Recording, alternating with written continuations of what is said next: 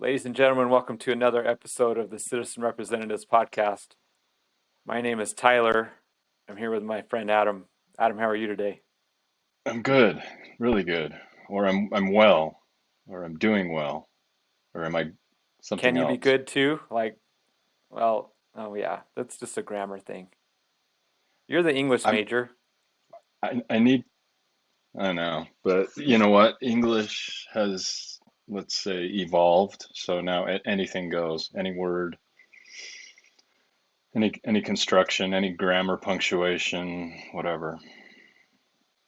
They're It's removing all all the standards it, in math, it appears, so maybe they're going to be doing the same thing with English to just make it easier for it's been everyone going on for so that everyone's a winner. yeah, it's been going on for a long time. I mean, yeah, I mean, like w words. What's the regardless? You've heard people say irregardless. That's like Irregardless. regardless, regardless. Yeah, but now irregardless is actually in some dictionaries because just usage. So Well, what I found if a word interesting gets was when Trump was running, they several times I don't know how many times, but dictionary.com and some of these other online dictionaries, they changed some of the meanings of words so that it would fit the narrative. I don't have any examples right off the top of my head, but I do remember yep, seeing this a few times. So somebody would say something that didn't exactly fit the narrative, and it wasn't in the textbook definition. So then all of a sudden it was changed. So yeah, no, I recall some things like that being documented. But I well, still we're haven't gonna seen the word strategery entered into a dictionary, so I'm waiting for that one to get in there. well Reference back we to need to have the George word Bush. bigly in there also. Now, Trump, during his campaigns, he kept saying the word bigly, and I think he was actually saying big league, like big league baseball. You may be more familiar with this than I am, but he was always saying bigly, Mm, and I, and so a lot of people thought that he was actually using that word and making it up, bigly, Bigly. And Scott Adams, the cartoonist of Dilbert, he actually wrote a book that was titled "How to Win Bigly" or something like that. So he actually used the word. So it is making its way into the lexicon. it's catchy. So I'm down it's with it. catchy. I mean, Trump should have trademarked the word. Then he could charge everyone whenever they used it, or however trademarks like that work. So Come on, again, my man. name is Tyler. This is Citizen Representatives. Citizen Representatives reduces corruption in politics by uniting as legal citizens to elect lawmakers with the iron-clad agreement that they will vote on bills according to a majority vote by citizens in their district or state. So I had some good news. I got the first donation for the project. I haven't really been Was asking your that hard. mother? No, it wasn't my mom. Although I haven't asked her yet, or my dad. Uh, it was a friend in the neighborhood, and I had some business cards made up with citizen representatives on it and uh, some information about it. And I didn't even ask for the donation. I just saw him and said, "Here, look, this is what I'm doing." And he's run for local office on the fire board before, and he's like, "Hey, you need some money?" I'm like, well, I wouldn't turn any down. So pretty exciting to have that little juice that we got. So um, of course, it doesn't go very far to fill my gas tank. How was your trip? You had a little trip to St. George, wherever St. George is. Wherever that is. Yeah, Yeah. it's not in the Virgin Islands, the one I went to. Um, yeah, it was great. I just we needed to get the kids out of the house and do something, and weather was perfect, 80 degrees, and played a little golf, did some hiking, had our own private hot tub. So we hit, it was good. Um, we have a nice vacation planned for this summer, so I think everybody's just kind of looking forward to that one. But this was fun. can you share the details, or is it Did you something you'd want to? not like to divulge? Oh, later this summer? Yeah, we're Yeah. going to Mexico. Oh, what part of Mexico? We're going to try Puerto Vallarta. We went to Cancun before and had a great time, but we thought we'd try the other side of the country, do the Pacific side. So, yeah, we're looking forward to that. My wife's grandma has a big, they call it the castle, and she rents out many of her rooms. It's just about an hour north of Puerto Vallarta. Puerto Vallarta. Oh, now you So tell me. we, well, I mean, I think I've told you before. No, Oh, have you maybe not. But have you you're been welcome there? there. I'll give you the information. Yeah, Just we honeymooned just give there, me and the then key we went code. back I a don't need couple years anything ago. else. They charge you extra to run the What air kick? conditioner. It is a nice place, though. Is it? Yeah, yeah. You've I'll been share the there? details with I you. think we have a delay on our sound here. Yeah, there's a I think we delay got of like a some three sort. second delay. Yeah, I don't know how to fix that besides having you upgrade your internet. I think there's All longer right. than a 3 second delay. So we're talking about some interesting things going on right now. We have uh, we have inflation going on. So with there was a change in the administration, obviously, and one of the first things that Biden did was to shut down the Keystone pipeline. Now, I'm not an expert on the Keystone pipeline.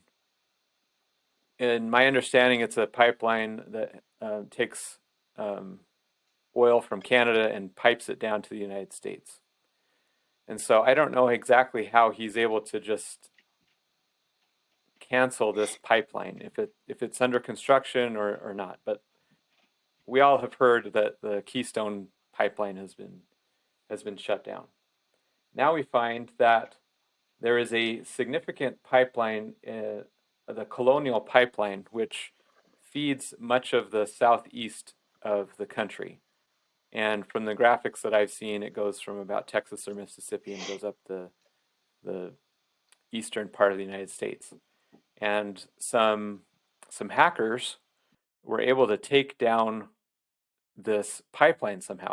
I don't know how they did this, but the rule number one, it seems to me, of when you're running infrastructure is not to have it open to the internet. At least not anything that can write things. You have the read and write capabilities typically in internet things, and it seems to me that the number one thing that you shouldn't have available is for the ability of someone to log in outside of the actual location to make adjustments and turn things on and off. And so there was a ransomware attack on this pipeline, and so it supplies a large portion of the gas to the United States, and it's been shut down. So there are already lines. Now, I don't know how widespread this is. There just may be some local pockets of gas shortages, but there have been there's a major impact of gas in the United States, and of course the New York Times said that there are no lines, there's really no issue here, and it's the link to these articles will be provided in the show notes. So these are just interesting developments. Of course, we're also talking about, so not only are there going to be shortages, but if the free market is able to do its thing, the price of gas will rise to meet the demand so that there's an equilibrium there. Of course, a lot of people don't like when gas and things like that rise in when there are natural disasters or things of that nature because it just doesn't look right. Um, there's a whole other argument that we can talk about with that at another time. But um, so so I've got a question. We have we have the Keystone pipeline that's been highly politicized. Now we have the White House. They were asked about specifically about this colonial pipeline, and they have said that this is a local this is a private company issue. Have you heard this argument, Adam? All right, we're back. Had some technical difficulties. You may notice that I have made a change of venue. Like Adam said, I'm now in the executive suite, and my camera is crappier. So, and by the way, I blame Biden for this. I'm blaming him for most things right now. That's just how I am. I like to find fault in others and project my shortcomings onto other people, and Biden is a prime target for me right now. What about you? You don't really Yeah. have any shortcomings, Adam, that I can tell. Yeah. No, I don't. It's amazing. It's amazing how wonderful I am. How perfect. I mean, yeah. I mean, why? I don't even know why you asked me that question. I thought it was just self-evident, but Well, it's whatever. obviously true. You're very well put together, and unlike the current economy where literally we went from cheap gas, relatively cheap, around $2 a gallon, at least where I am, to now $3.40. Is there a similar rise where you are? Is it just local here? There's price gouging because it's kind of a touristy area and they want to sock it to everyone, or is it, what's the deal up there? That's a good question because I swear I'm the most likely person to be taken advantage of when I walk into a store. I never even look at the total. Um, when I'm buying groceries or gas, I just it never even enters my mind. So, and we just got back from vacation, and I haven't purchased gas up here, so I couldn't even tell you. Um, I'll have to start paying attention. It's okay, it's going up. And I'm not just saying that for the sake of me making an argument. It's going up quite a bit. So, um, at the end of the last podcast, it was kind of depressing. And so this is just kind of an extension of that. We like to get the depressing stuff going and get people into their fear mode, which is, of course, where we want everyone. That's the ideal place to be. I'm being sarcastic Hmm. if anyone hasn't noticed. So my point was, I think from where we left off, the Keystone pipeline, it seemed to be politicized. I don't know how political leaders can decide, maybe because it's going across state lines or they revoked the permit for the Keystone pipeline. Now there was already this colonial pipeline. Now the White House is saying this is a private matter. We don't want to get involved. They were asked in a press conference what they thought about that and if they had talked about consulting with the owners of the pipeline to pay the ransom or not, because apparently they've been locked out of the ability for them to even control anything. And I was commenting that this seems kind of it's the rule number one of big kind of utilities and things like that is not have them ability to not have the ability to be controlled from the outside to be hacked. In order to be hacked, they would need to be on the inside. And maybe it was an inside job. Maybe they were somebody on the inside did the job, but I don't think that's the case. Are you up on this particular story? The one thing I read was that a group had claimed responsibility for it. It's a known uh, attack group that is they supposedly work specifically in corporate attacks, disruption, and this was and government, I believe. And so, and then supposedly they, when they do get paid off, which happens quite regularly, they use that ransom money to fund charitable causes. So that's a nice thing. The charitable cause. So I the feel much article better that about the hack now. oh yeah, thank you. Thank you. This is a new thing. I've never heard of this. I'm gonna hack you, steal your money, and then donate some of it to charity. Maybe they Robin know Hood. better, Robin Hood. Maybe they know how to spend my money better than I do. Is it? Are they getting their tips from the government? I mean, what's what's going on here? I don't know. I don't like anybody that doesn't play by the rules. Okay, so it's interesting. The Bloomberg article that I'll have linked. The FBI attributed the massive Colonial Pipeline breach to ransomware created by a relatively new gang called DarkSide on Monday. DarkSide on Monday. Okay. As new details emerged about the group accused of carrying out the attack, the FBI confirms that the DarkSide ransomware is responsible for the compromise of the Colonial Pipeline networks, the agency wrote on in a Monday statement. I can't tell if the name is DarkSide on Monday or I think it was they're a poorly talking written on. sentence. Okay, yeah, okay. They should have put this through Grammarly, which, by the way, I've seen about 2,000 Grammarly ads on YouTube. I work in kind of an educational setting, and so I think it recognizes that I'm on an education network. And so every Oh. other ad when I'm watching something on YouTube is Grammarly. I'm like, I get the point, but I'm not writing any term papers here. Like I'm graduated. I don't need this anymore. Yeah. On at least on Facebook, you can say I don't want to see this ad anymore. On YouTube, I don't know that there's the choice. I do have ad blocking thing on there, but it's not blocking everything. So, do you have any points on that? On Grammarly? Oh, on Just content. I don't know. Ad blockers. Yes. Just anything. Do you have any point? Do you have any Any point tips on on anything in anything? life? No, not really. Okay. Okay. So it says in its own statement, it's been quite a day. In its own statement, the Dark Side Group hinted that the affiliate may have been behind the attack and that it never intended to create such upheaval. Like some other ransomware groups, DarkSide offers to sell its malware to others in what's known as ransomware as a service, according to a cybersecurity firm, CyberReason. Oh, okay. In a message posted on the dark web, this is just so interesting. This story is just where DarkSide maintains a site. The group suggested one of its customers was behind the attack and promised to do a better job of vetting them going forward.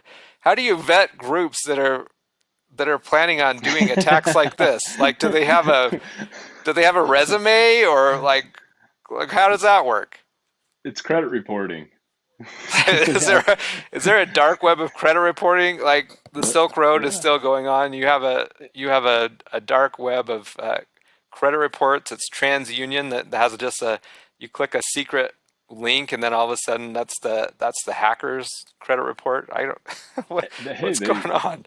they paid their bill. That's number one. They used it for a purpose that was an acceptable piece of anarchy.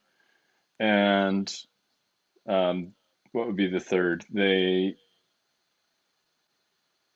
they donated a portion to charity. There you go. That's your credit Okay, report.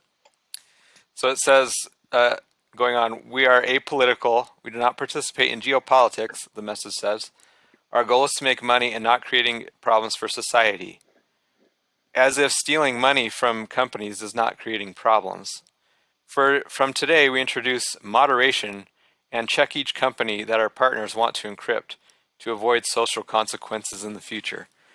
This is quite the deal. It's trying to legitimize itself in the Yeah, oh face yeah, of we're on the it's up and up. We're on the up and up. we're we're a good hacking company. You We're know, here to there, you support know, you. you know, there are some you do need hackers to prove to test Right. your systems and things like that. So, Sure. a lot of times they can be useful. Right. Um, they can be useful in the long run. I don't think in the short run it's useful for society, but Yeah. some of I don't watch a lot of them, but I've seen a number of videos and they're very entertaining on YouTube. You have these guys who are very good at programming and things, and they'll get a phishing call, phishing, phishing call from India. It's typically from India, and they play along, and they end up reverse hacking these people from India, and in I've many seen cases that. they Yeah. basically destroy their whole call centers technologically, and Yeah. it's a little bit of karma that's coming back on them. Anyway, getting back to the um, issue at hand, which is gas and inflation. So the White House is saying we'll get completely involved in the Keystone pipeline, but you guys, okay, I don't want to deal with that. Is there an angle here where they're letting this go to kind of mask some of the inflation that's going on already? Do you trust the story to begin with? Especially when it's such a juicy write-up for, hey, here's what we're doing, but yeah, we're going to do a better job at vetting these companies. Normally we do it, top-notch job. It's like, good gravy, what person in psyops wrote that crap? I don't know. I don't know what to trust anymore. I maybe it's as simple as that. Maybe it's a foreign power posing, somebody posing as somebody posing as somebody posing, but yeah, I don't even trust government, so who the hell knows? Well, nowadays, some of these stories are so outrageous that you would never, you're writing a book, let's say, and you take it to your publisher, and they go, "This is too outrageous," but it's real life. Those type of things are happening all the time, and it's Yeah. just we're living in Well, quite the times. the old adage, truth is stranger than fiction, so who knows? So, going along the lines of the inflation, and now the Biden administration, I think Joe Biden was asked specifically whether he thought that these extended unemployment benefits were hurting the economy by preventing workers from coming back into the workforce because many people are more comfortable and it's just easier to receive an unemployment benefit than to go back to work. And he flat out said, no, that's not causing it. And, shame on you for thinking that it does. Um, I'm seeing quite a bit of evidence that not necessarily that unemployment benefits are causing this, but I am seeing a big worker shortage that I can see. Most of the restaurants that I see that have billboards up are advertising to hire people. Are you seeing this Hmm. or? Yeah, no, I think it's happening. And one of the pundits that was responding to this, allegation about benefits causing this, being the cause for this, said, well, no, because then you'd see a correlation. If jobs were so in demand, then these employers and businesses would be raising wages, and we're not seeing a wage increase. And so another person, you know, correctly pointed out that, well, a lot of these ma and pa shops, that might be true if you're a McDonald's or an Arby's where you can jack the minimum wage up. But if you're a ma and pa shop, or just you have two locations of restaurants in your local town, and you don't have that kind of profit margin to be able to raise wages.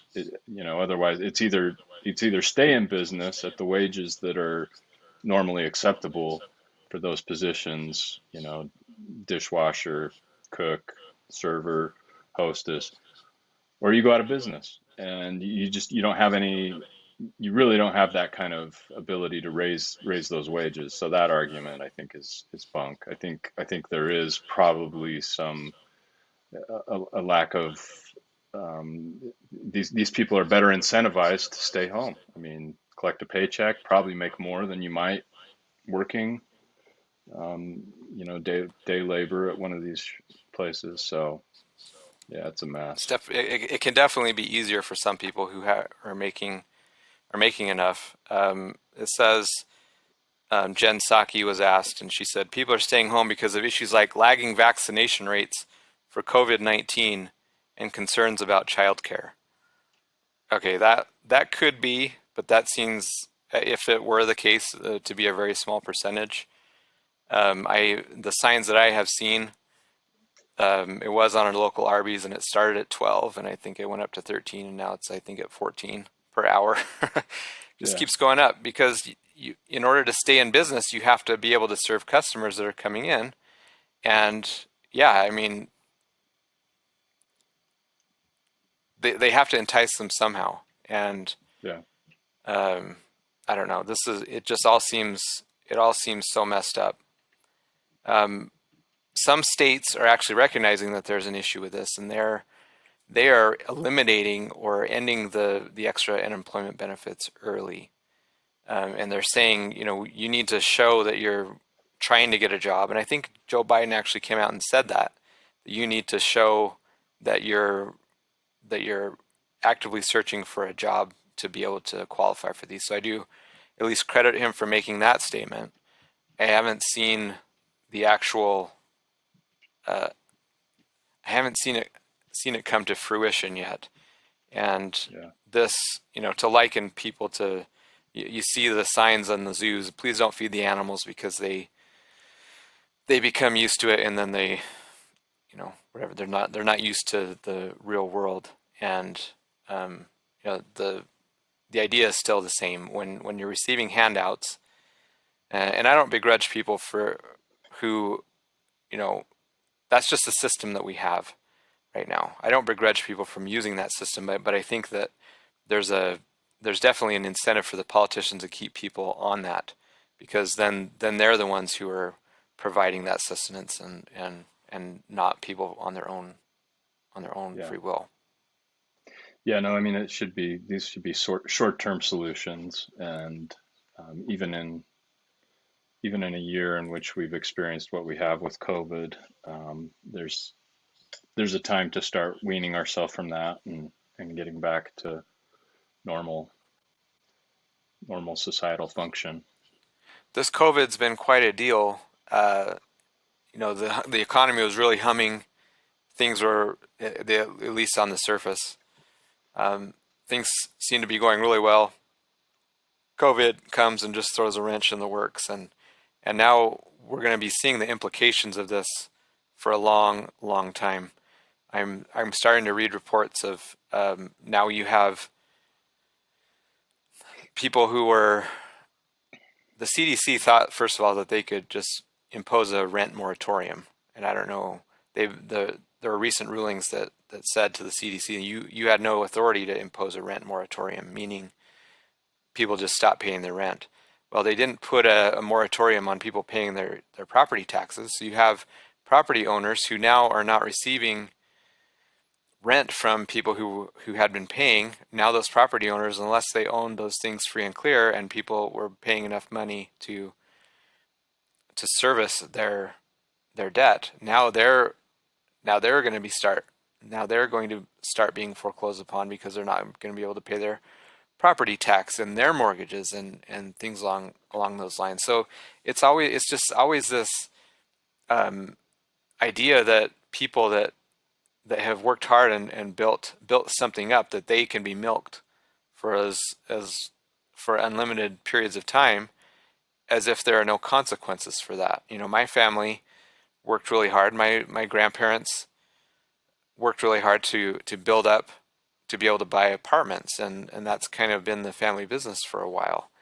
And it's not like yeah, on paper they show that they have money, but unless there's that cash flow that's coming in to service all the expenses, you know, they don't make it that long. Right.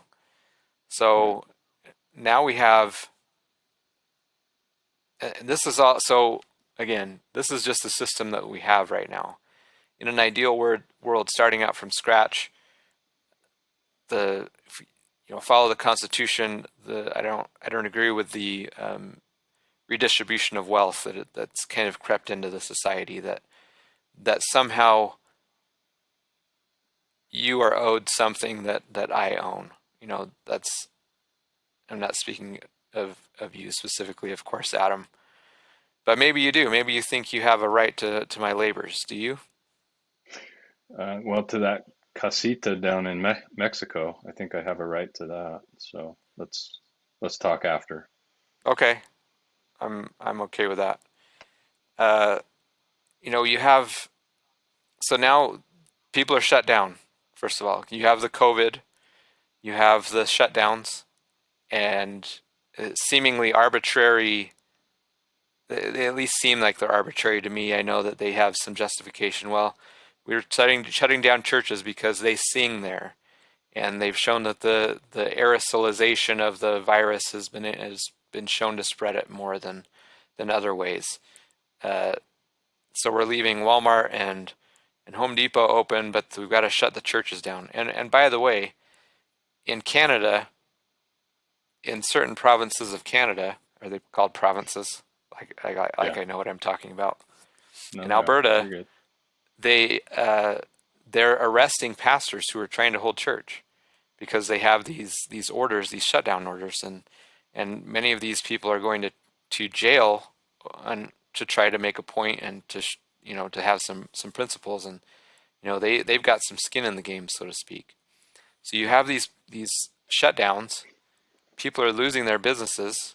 Well, the government says, okay, because we're shutting you down, we're going to give you the stimulus, these loans and things like that. Well, that helped a lot of people, but now there some states are opening back up, but they're just doing these stimulus after stimulus.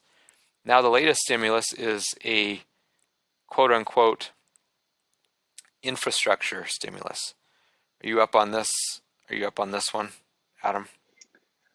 Um, so my oldest daughter received a check in the mail over the weekend, or in her direct deposit, I guess. I don't know if it was related to this. It was some sort of emergency funding.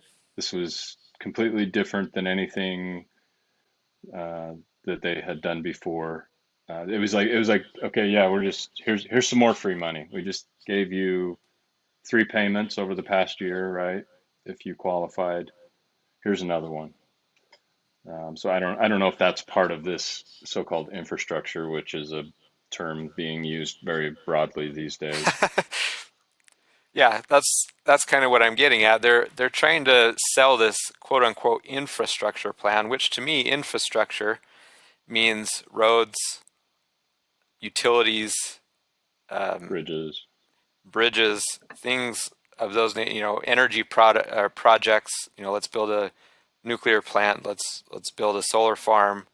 Let's do whatever we got to. That's infrastructure. Things that remain for long periods of time that benefit that benefit everyone. It's not just a single thing that goes on. It's a big kind of idea that takes bulldozers and steamrollers and kind of that type of thing. That it could be internet infrastructure. That's what infrastructure is to me. Now they're trying to broaden the idea of what infrastructure is and and make it into, okay, well, now it's childcare, and I lost the link because it's behind the paywall and now I can't see it. Biden's 2.2, this is from a different place. Biden's $2.25 trillion plan extends infrastructure spending to healthcare and education.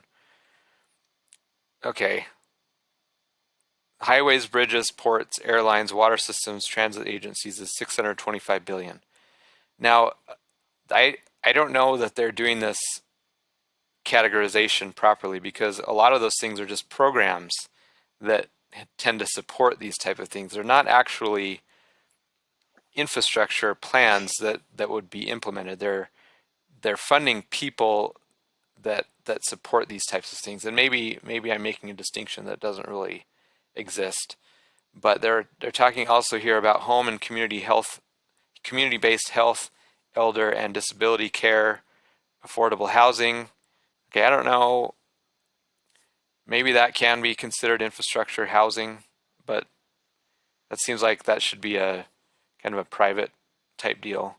U.S. manufacturing, research and development, clean drinking water. Okay, clean drinking water, like, yeah, water projects, electric grid.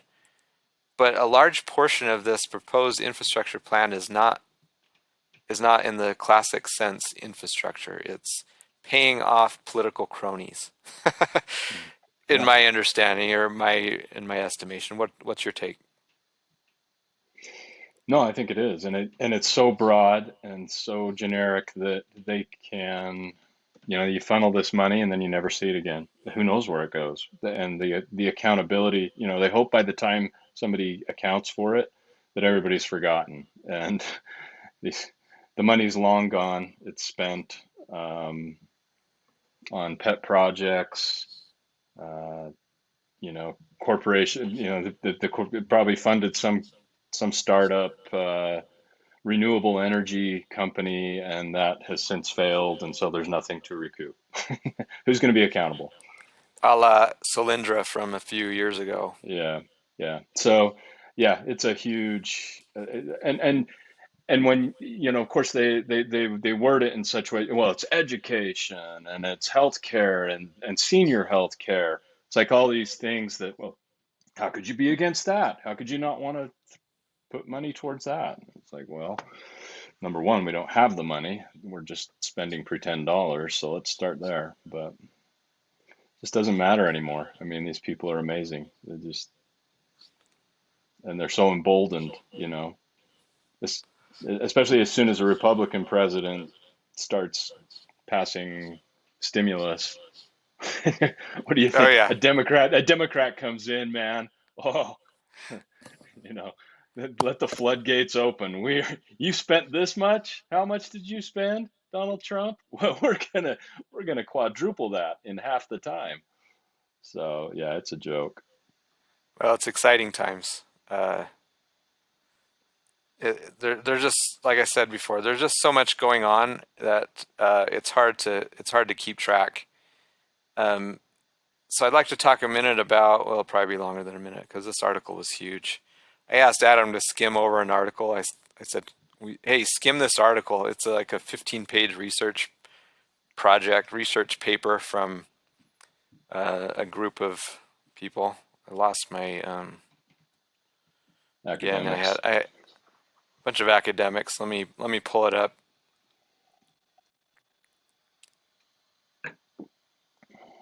It's taking forever. So I asked Adam to research this, and he said, "How am I supposed to skim that?" Well, did you? Oh, I read it pretty thoroughly. I mean, I had to skim parts of it, and some of it's just kind of in typical academia fashion. It's gobbledygook. Um, but yeah, I no, I wanted you to. I was curious to see what your kind of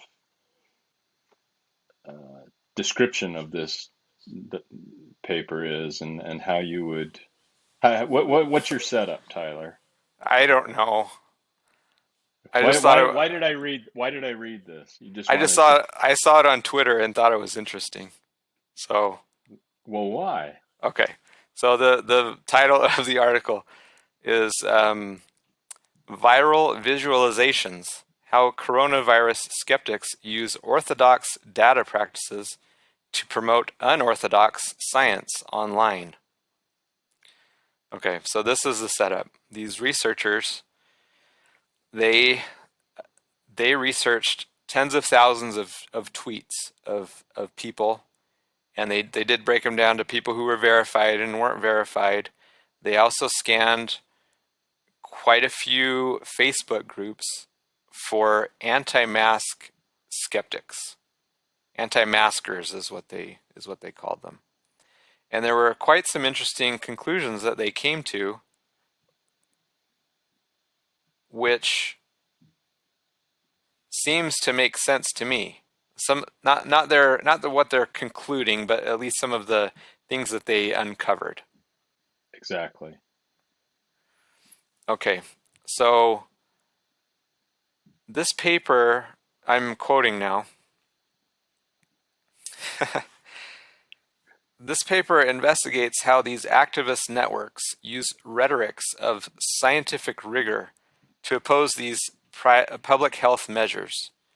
Far from ignoring scientific evidence to argue for individual freedom, anti-maskers often engage deeply with public datasets and make what we call counter-visualizations. Visualizations using orthodox methods to make unorthodox arguments, to challenge mainstream narratives that the pandemic is urgent and ongoing. By asking community leaders to follow the data, these groups mobilize data visualizations to support significant local changes. So it seems to me at first glance that these scientists are upset that people are looking at the data themselves, that they are now not the supreme source of data interpretation.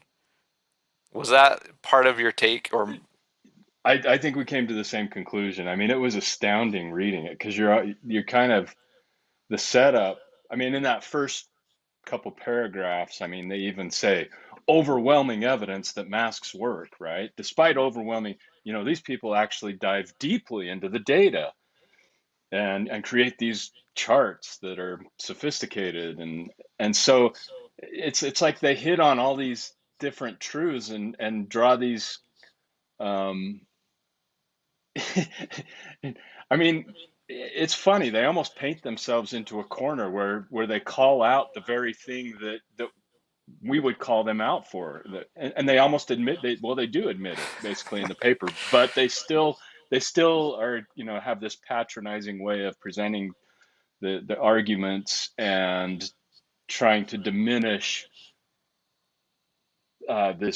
this group of anti-maskers, which I took from the article. They actually qualified that as pretty much anything, whether you were anti-lockdown, um, if you were vaccine skeptic, they kind of lumped them all together because it tends, and probably truthfully so, if you're anti-mask, you probably have a lot of questions about the COVID and the handling of it.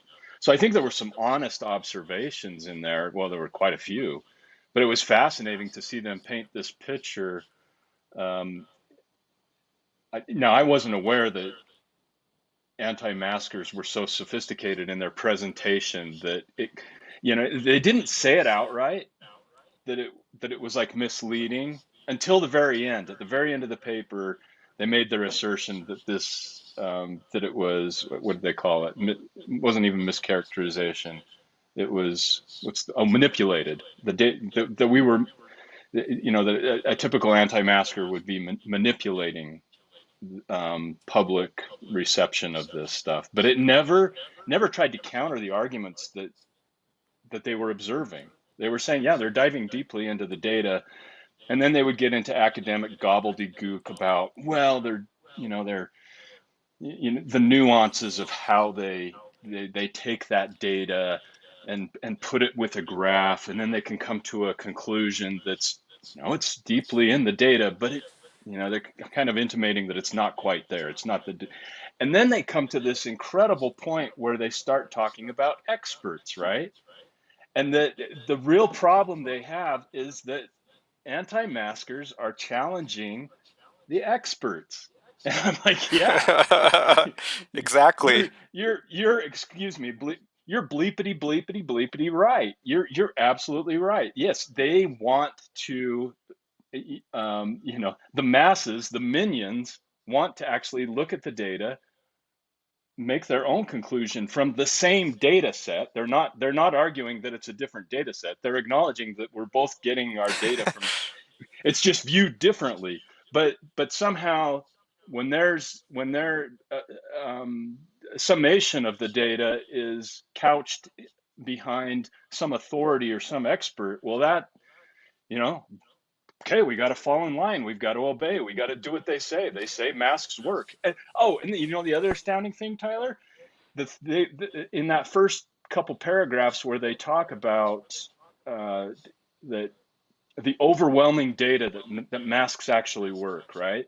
They cited three things. One of them was a CDC guidance. It's not a study. It's not it's not any investigative, case study of how this works in an epidemic or anything like that. It was CDC guidance.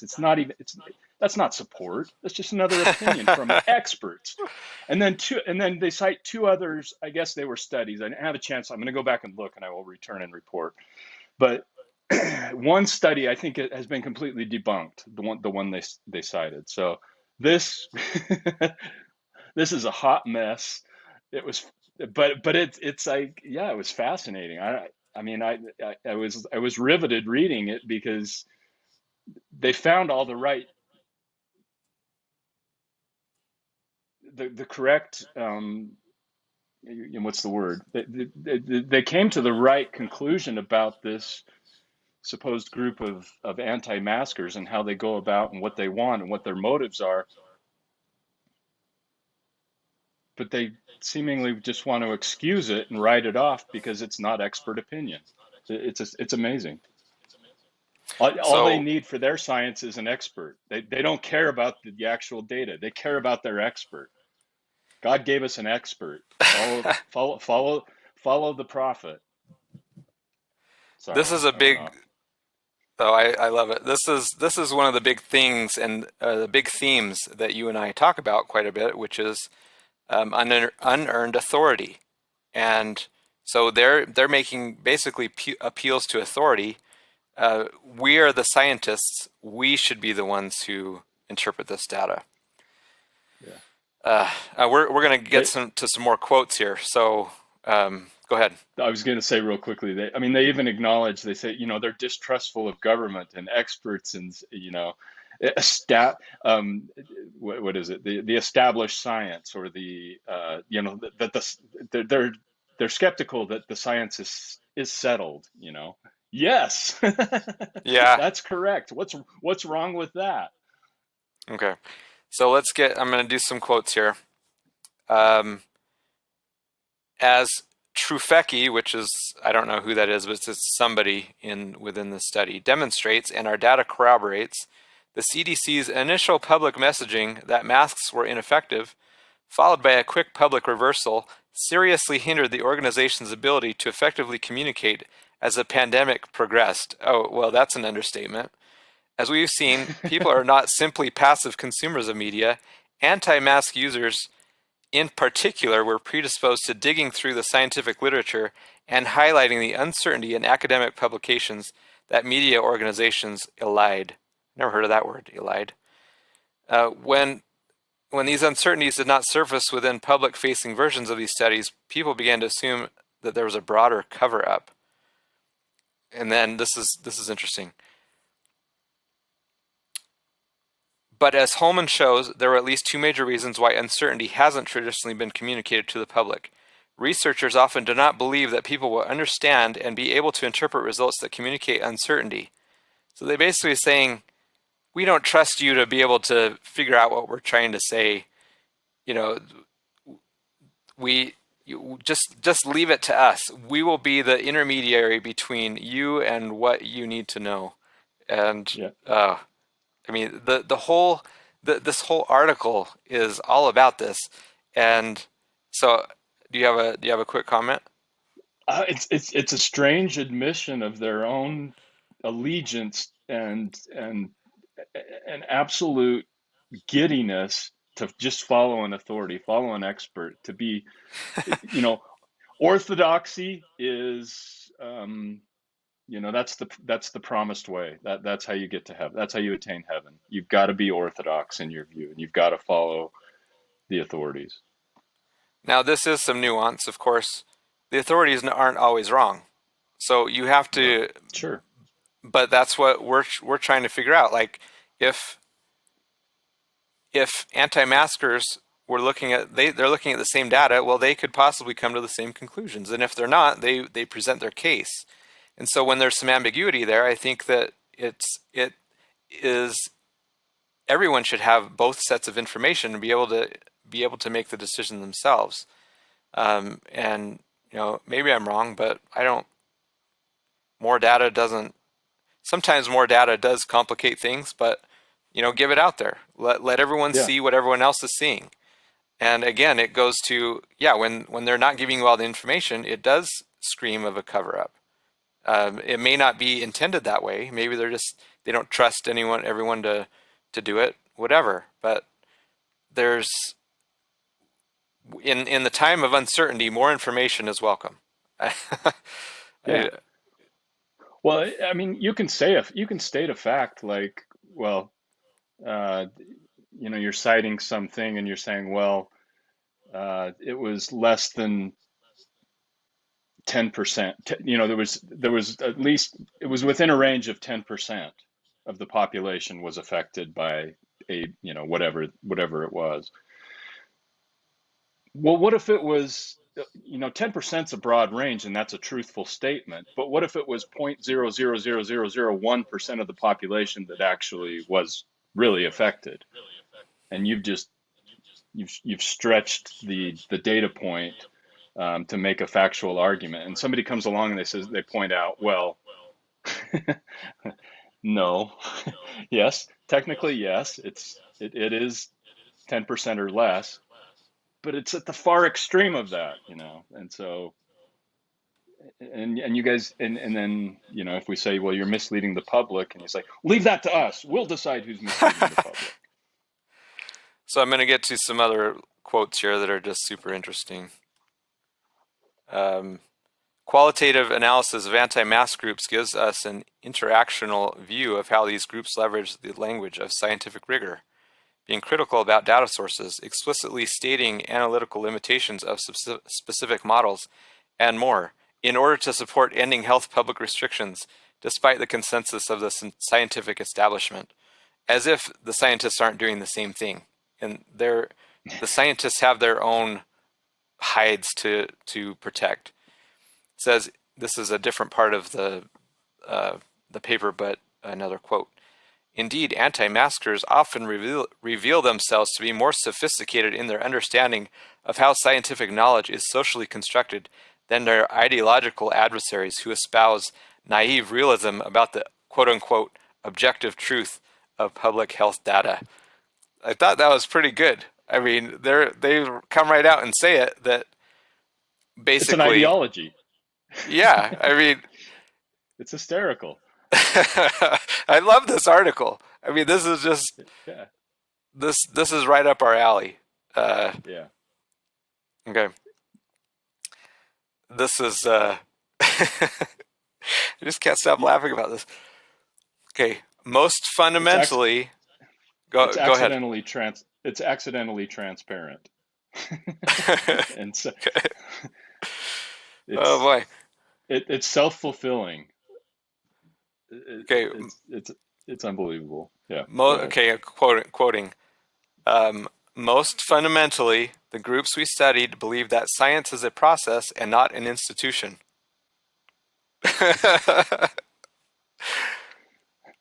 Thoughts? Yeah. I think there's some pretty prominent scientists that would agree with that statement, that it is a process and not an institution.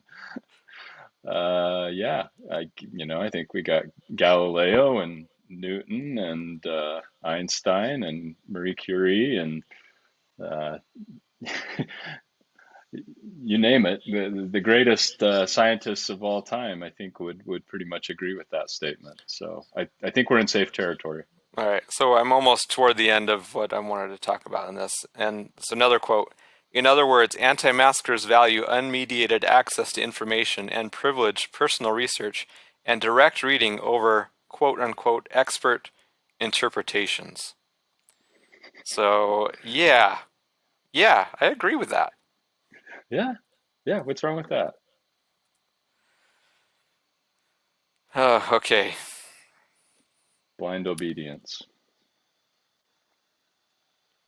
Okay, this is what I'm going to end off with, because it's just, okay. They're talking about Dr. Fauci, our friend Dr. Fauci. He says in a podcast,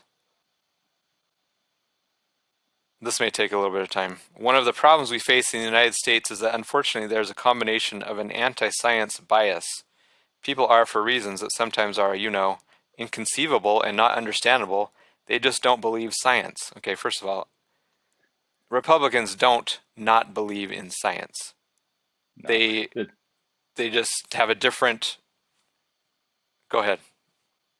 No, they've hijacked science as if they have a monopoly on that word, and they're the only ones who understand what actual science is, and it really has nothing to do with that. You substitute that word for what they actually believe, which is in the paper itself, institutional science versus actual data-driven examination and inquiry.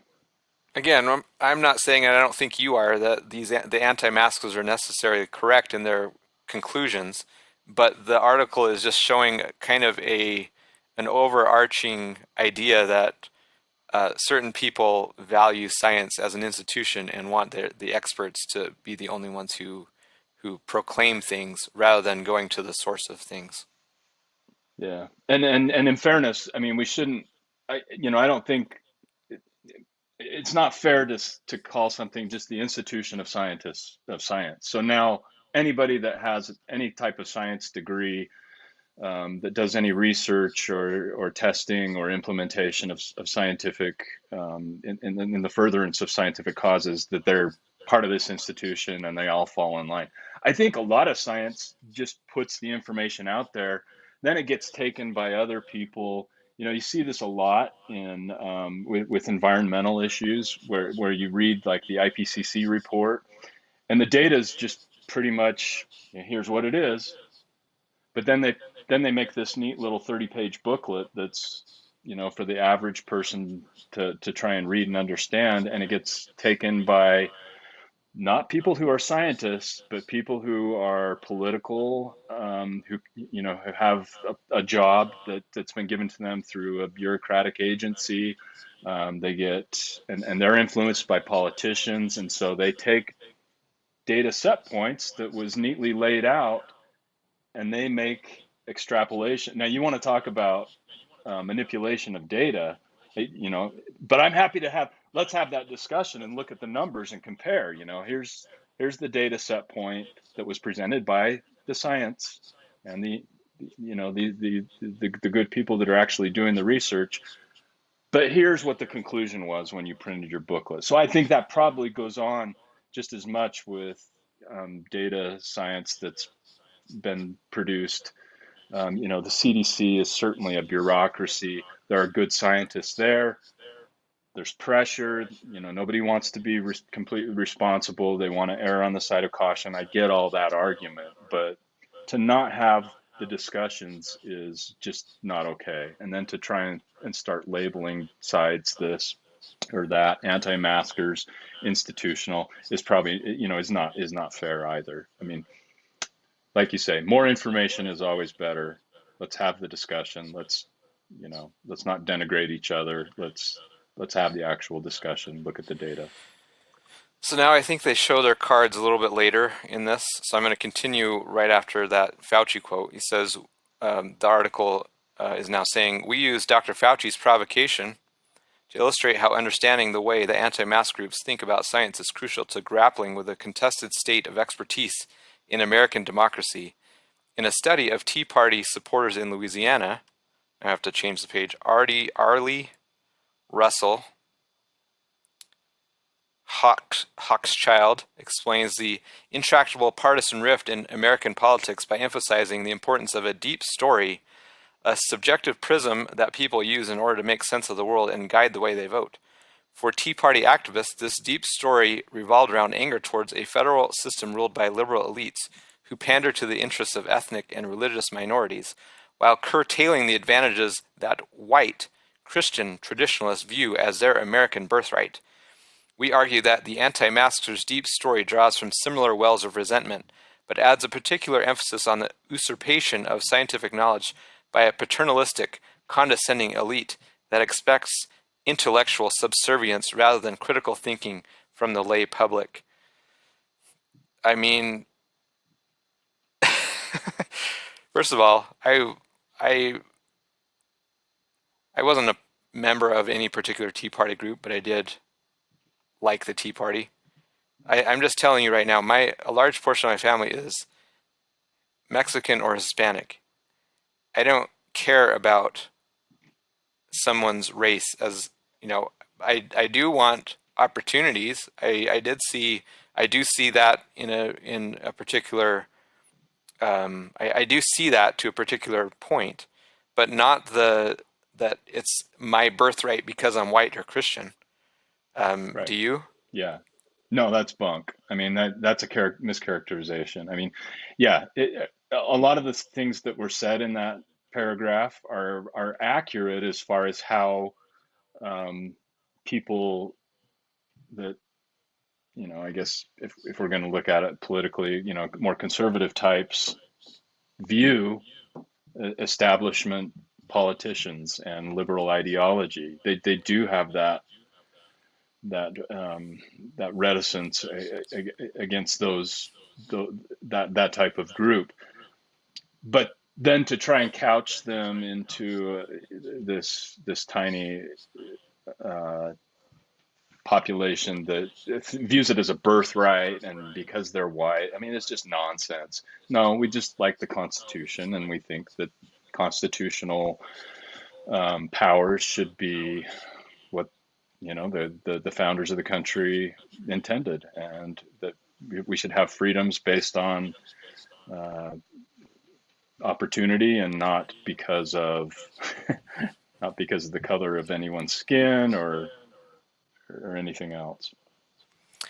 Yeah, it's truly a fascinating article, and I'm going to include the link to it in the notes of the show so that anyone can take a look at it. You alluded to this, but the experts, the quote unquote scientific experts, they have a big incentive to push a particular point of view, because grants are given narrowly. And if you you write a grant and you say, well, I want to research something that's outside of what's politically expedient and acceptable right now, you're not going to get a grant. So if you write something that is very in line with that type of thing, then you're more likely to receive funding. So Yeah. Again, it's all been politicized. There really is there's very little non-politicized science right now, and I don't know where there even is non-politicized science, because everything is viewed As through far as the prism of publications that. go, yeah. I mean, some of the research is probably sound, but the actual publications, when they get on paper, because they have to be self-fulfilling prophecies, right? This is what the grant money expects us to write about. This is where we're going with it, and we're going to find, this goes back to one of the principles we've talked about. You find what you're looking for. You can find just about any amount of evidence and make it look good if and make it meet the ends that you want to. So speaking of trusting institutions, this is a quote by Richard H. Ebright, a molecular biologist at Rutgers. He says, the Wuhan Institute of Virology was systematically constructing novel chimeric coronaviruses and was assessing their ability to infect human cells. Now he kind of makes that as a categorical statement. I think this story is just, many people knew about this type of thing before. That Dr. Fauci has funded quote unquote gain of function research. Now, I wasn't really familiar with this term until today. I did a little bit of research on my own. I know I didn't ask a scientist or any sort of journalist. I didn't ask anyone to do this. I just did it on my own. And so I'll probably need to repent of that. But gain of function research, this is from an MSN article. Gain of function research is a controversial form of study that involves boosting the infectivity and lethality of a pathogen. Proponents of gain of function say it helps researchers spot potential threats to human health and allows them to figure out ways to tackle a new virus. Fauci has advocated for gain of function research in the past. Now, he vehemently denies that he funded gain of function specifically at Wuhan. Now, there's no controversy actually over, he has given grants to the Wuhan let me open this up, the Wuhan lab. He doesn't deny that he's given grants there, but he does deny that there was quote unquote gain of function research there. What people are alleging is that Dr. Fauci funded this gain of function research at the Wuhan lab. They did the they basically created this in a lab, and either it was accidentally released or it was on purpose released. I don't think that it was on purpose released. I don't know what the validity of these claims are, but there's a lot of smoke around this particular story and idea. So this is from an MSN article. Let me back up. Let me see if I can. Just the way that these websites are nowadays, it's like, okay, I got to click through here, I got to click through there.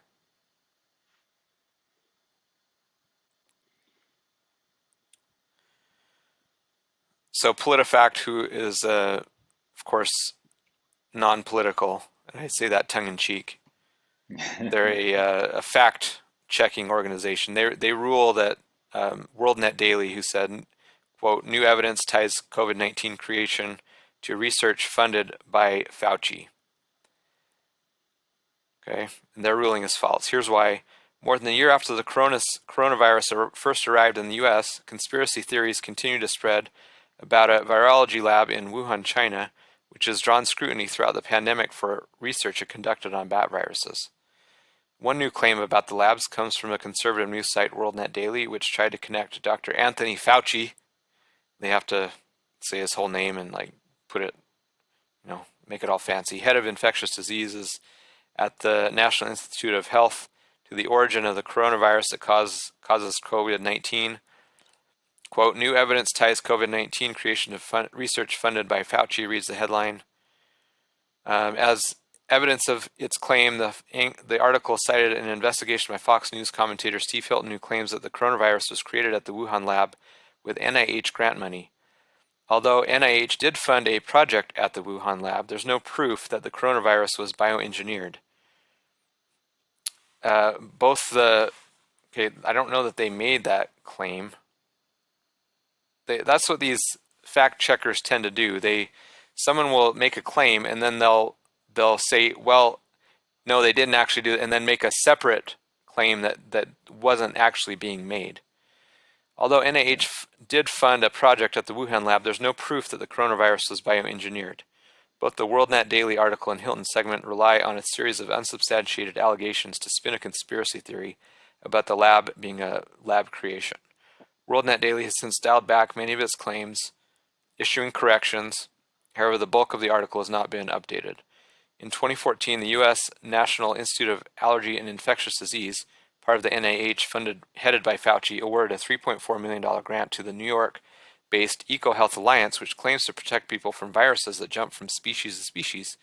The group hired the virology lab in Wuhan to conduct genetic analyses of bat coronaviruses collected in Yunnan province, about 800 miles southwest of Wuhan. EcoHealth Alliance paid the lab $598,500 over 5 years. The lab had secured approval from both the U.S. State Department and NIH. Now they deny that they created the COVID virus, but as we know, dollars are what we call fungible, meaning it's $1 is the same as another dollar. So yeah, there was funding through Fauci of this Wuhan lab. Now they may not have directly used that money. I don't know how you differentiate $1 from another once you get it in the bank account, and maybe they have to keep track of it and do reports and expense reports and things along those lines. But again, I'm not saying that this is necessarily the case, but there's a lot of smoke coming out of this story, and it's just so interesting to see that why are they doing this gain of function anyway?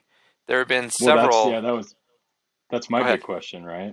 No, I was just gonna say exactly what you said. Why even do this anyway? What's the point? I mean, this seems like just asking for a disaster. It's asking for trouble, and there were some not COVID specific, but there were other outbreaks that have happened because of this gain of function research that they're doing. That just sounds like a bad idea to me. I don't have very much more on this story. It is controversial. It's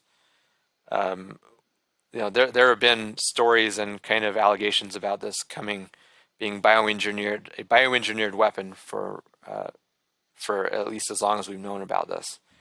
And I don't know what's true or not. This is something that may never be proven one way or the other. But the experts are adamant that it was not it was not bioengineered. And so just my natural knee-jerk reaction is when an expert says something, I tend to say, oh, why are you saying it so vehemently and adamantly? Yeah. I don't know. Yeah. Well, and I think there was a Harvard researcher, I believe, that had determined that this virus was not behaving normally in its mutation, so which would lend itself to the idea that this wasn't something that was organic, that it was actually a manipulated virus. Yeah, there's a lot to be still to be uncovered. Like I said, you shouldn't reject authority just because it's authority, and I tend to like do that all the time. But you should at least be hesitant to accept claims that are so definitive when there's not actually definitive evidence for that. That goes right along with the mask mandate. It goes along with the vaccine. I think, like you mentioned, um, many of the people who don't really like, they're anti-maskers, quote unquote, tend to be hesitant about the virus also, or about the vaccine The also. vaccine.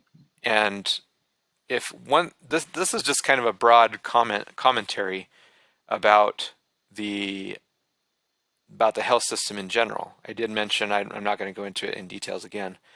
I had a health scare. Once you start doing your own research, you realize that not everything you've been told is really the best thing for you.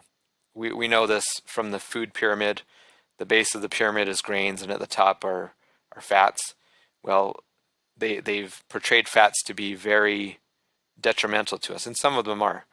And there's a lot of nuance that goes into, don't just go out and eat anything that has fat. You have to have healthy fats, and they have to be cooked properly. And but what we did find is that this idea that grains should be the basis of our existence, that's not necessarily the case. And a lot of people have died unnecessarily and early because of advice that was politicized early on and 50 years ago.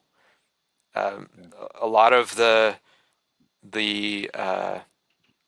cholesterol, the idea that cholesterol is bad for us. When I went through this health scare, I found that my cholesterol is low. Like, I think it's genetically low because it's my total cholesterol is barely above 100. Like, I've measured it several times, and so all the doctors are like, "Oh, this is great." Well, that's not necessarily the case. When you do some of the research, it shows that a higher overall cholesterol in the 200 to different, around that range, shows a longer lifespan. Again, there's a lot of nuance that goes into that. You can't just look at your overall cholesterol score and make any sort of conclusion, even though that's what doctors tend to do, and they'll prescribe you a statin. Oh, your cholesterol is high. You need to lower that cholesterol. Well, again, do your own research, but I don't think that that's the best advice. Again, this is a commentary. Once you start digging into what the data actually says, and not look at the politicized things that are coming from people who have an incentive to push you in a certain direction, the whole medical establishment is based off of prescribing drugs. Now, I'm not saying that drugs are necessarily bad. They have been used to help people quite a bit, diabetics, in some cases, you do need to lower your blood pressure. There are quite a few drugs that have been quite consequential. Some of those being, penicillin and antibiotics and things like that. Those have saved millions of people's lives. So I'm not talking specific. I'm not again, it's kind of nuanced. You have to do your own research. Everyone is different, but once you start doing your own research and start to remove those gatekeepers from the equation, the what you see is a much different story than what you're being told. Any last comments, Adam? Just in line with what you're talking about, I think not every body is the same, right? And what works for one may not work for another, and we shouldn't be married to this idea that these are one size fits all solutions. I mean, and most of the time they're just band-aids, right? They're not really getting at the root of it. So I think it's important to listen to your own internal. I talk to mothers are the best doctors, truly. I've got kids with health problems, and my wife, she'll go and listen to the doctor, make a diagnosis, and she wants to collaborate with them. But the best relationships are those in which the doctor actually listens and says, well, yeah, try that. I think, if that's what you're seeing, and then there are some that go, no, that, it's just, it doesn't happen. Like that, that's impossible. And she's like, well, no, this is happening. I know this is happening with my child. So I think, like you say, do your research, ask around, consult, get all the ideas. Um, Doctors are there for a reason. They have studied these things. They've seen a lot of patients. But at the end of the day, you kind of have to make your own best determination for yourself and for your family. So how can citizen representatives help in this? And that's a question I try to relate, just to kind of bring it back upon what we're actually trying to promote here, which is citizen representatives coming together as people to make better decisions, to remove the opportunity for corruption for one person, instead of one person being the point of all of these lobbyists and special interests. Well, now it's spread out over thousands of people. So yeah, you can still influence those people and do that, but it's going to be a lot harder for you. The surface area is much larger. So with this gas shortage and inflation, I think if we had sound money, we talk about Bitcoin a bit. Bitcoin's going to be a big market disruptor, and it already is. When you have a sound money and you're not able to just print beyond reason, and there's some constraints there, maybe we do need to look at that a little bit more. Maybe as people we should bring that on, and that may be something that happens regardless of how people vote. Some of these changes that are going to happen in the next 50 and 100 years, they'll never be voted on. They'll just happen, and then it will be just the way that it is. I think Bitcoin will be one of those things. Just the implications of that are astounding and staggering. You have inflation. You have I don't know how that we as people could have. Of course, there are ways gotten around some of these governmental mandates and things like that. I don't know. Maybe there are some laws that we can pass to prevent some of these types of overreaches from happening again. It seems that many of these things, politicians just took advantage of maybe poorly worded or vaguely worded laws, and they were able to take control of things that they should have never been able to take control of. I don't know. There's a lot of questions. We don't have all the answers, but we're trying to provide some sort of help to people. Again, this has been Tyler and Adam with Citizen Representatives. We're available on all of where podcasts are: Apple Podcasts, Spotify, Google Podcasts. We're available on Facebook. We're available on YouTube.